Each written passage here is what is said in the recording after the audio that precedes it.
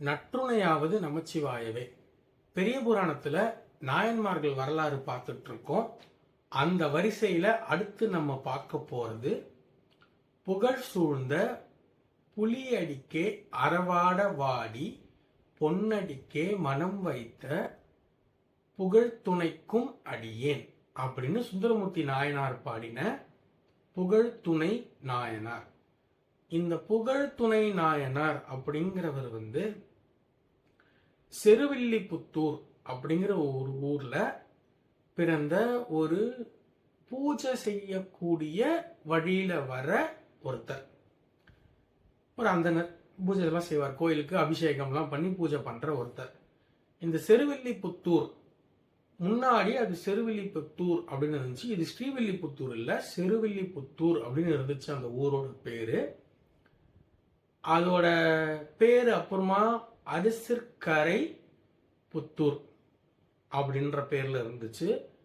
இந்த பேர் அப்படியே மருவி மருவி மருவி அரிசிற்கரை புத்தூர்ன்ற பேரு மருவி மருவி காலப்போக்கில் பேர் மாறி இப்போ அது அழகாபுத்தூர் அப்படின்ற பேர்ல இருக்கு. இது கும்பகோணம் பக்கத்துல, தஞ்சாவூர் மாவட்டம் கும்பகோணம் பக்கத்துல வச்சுக்கோங்களேன்.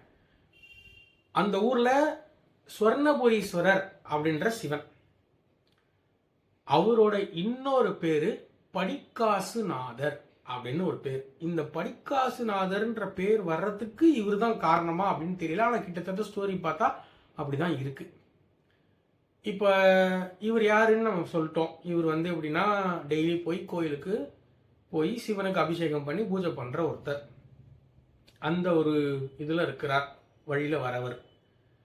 இப்ப என்ன ஆகுதுன்னா, நாட்டில் பஞ்சம் வருது. அப்ப எல்லாரும் என்ன பண்றாங்கன்னா, வேற ஊரை பார்த்து போயிடலாம், அங்க போய் நம்ம பஞ்சம் பொழைச்சி எப்படியாவது வாழ்ந்துக்கலாம் அப்படின்னு சொல்லிட்டு, இந்த ஊர்ல இருந்தா பொழைக்க முடியாது, வேற ஊருக்கு போகலாம் அப்படின்னு சொல்லிட்டு எல்லாரும் போயிடுறாங்க. இப்படி எல்லாரும் போயிட்டா இந்த சொர்ணபுரீஸ்வரரை யாரு பார்த்துப்பா, நான் தானே பார்த்துக்கணும் அப்படின்ற ஒரு எண்ணத்துல இவர் போக மாட்டேன்னு அந்த ஊர்லயே இருக்கார். கிடைச்சதெல்லாம் வச்சு அபிஷேகம் பண்ணி அன்னதானம் இல்லை, சிவனுக்கு படைச்சி வாழ்க்கையை ஓட்டுறார்.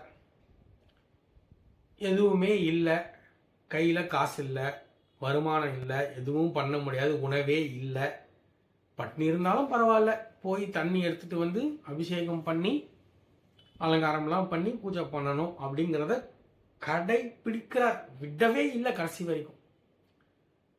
ஒரு ஸ்டேஜில் என்ன ஆகுதுன்னா, ரொம்ப முடியலை, பசியின் கொடுமை, தள்ளாடுறார், உடம்புல தெம்பில்லை, அவ்வளோ பெரிய குடம், அதில் தண்ணி வேற தூக்கிட்டு போறார். போய் சிவனுக்கு அபிஷேகம் பண்ணலான்னு சொல்லிட்டு அதை கஷ்டப்பட்டு எடுத்துட்டு போகும்போது, உள்ள போய் அந்த தண்ணியை மேலே ஊற்ற போகும்போது தடுமாறி அந்த குடத்தை சிவன் மேலேயே போட்டுடுறார். இவரும் அப்படியே விழுந்துடுறார், சிவன் மேலேயே, அந்த லிங்கத்து மேலேயே விழுந்துட்டார். அப்ப அப்படியே அவருக்கு தூக்கம் வந்துடுது. தூக்கம் மாதிரியான ஒரு ஸ்டேட்னு வச்சுக்கோங்க, தூக்கம் வந்துடுது.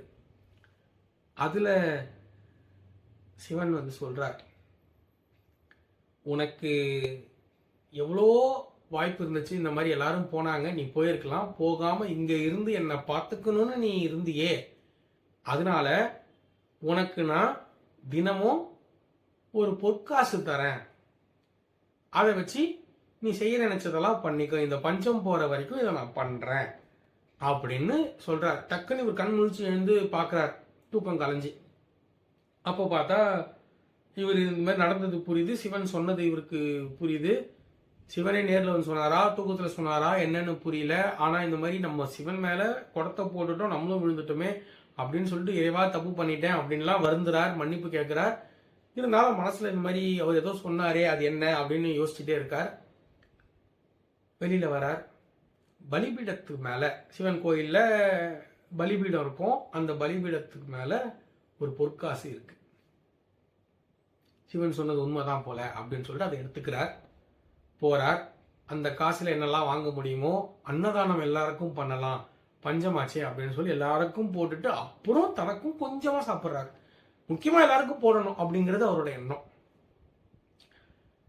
அப்படியே கண்டினியூ ஆகுது. இந்த மாதிரி இந்த பஞ்சம் போற வரைக்கும் தினமும், அதாவது எப்படின்னா இங்கிருந்து பஞ்சம் பிழைக்கவே முடியாது, அதாவது வாழ்க்கையவே நடத்த முடியாது. ஏன்னா நமக்கு வந்து ஒரு செப்பு காசு கூட கிடைக்காது, எதுவும் பண்ண முடியாது, வேற ஊரை பார்த்து போனாதான் பிழைக்கவே முடியும்னு எல்லாரும் போன டைம்லையும் இருந்து இங்கேயே சிவனை கவனிச்சுக்கணும், இதெல்லாம் பண்ணணும்னு நினைச்சு இவர் இருந்ததுனாலேயே பொற்காசே கிடைக்குது. இதனாலதான் என்னமோ படிக்காசுநாதர் அப்படிங்கிற பேர் அந்த சிவனுக்கு வந்துச்சோ. அதோட ஹிஸ்டரி கிளியரா தெரியல.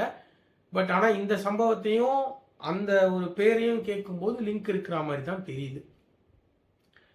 இப்படிதான் இவர் வந்து நாயன்மார் ஆறார். அதாவது எப்படின்னா, தன்னோட பசி எனும் பிணி தந்து, வறுமை என்னும் கொடுமை தந்து, இதையும் கொடுத்து சிவன் சோதிக்கும் போது அவரோட வைராக்கியமான ஒரு விஷயத்த வச்சிருந்தா, சிவனுக்கு அபிஷேகம் பண்ணணும், தினமும் பண்ணணும், தன் கையால பண்ணணும் அப்படிங்கிறத அதை கண்டினியூ பண்ணதுனால, அவரோட வைராக்கியம் வெளிப்பட்டதுனால அவரு ஒரு நாயன்மார் ஆறார். இவரு தான் புகழ் துணை நாயனார். இன்னொரு நாயன்மாரை பத்தி இன்னொரு வீடியோல பார்க்கலாம்.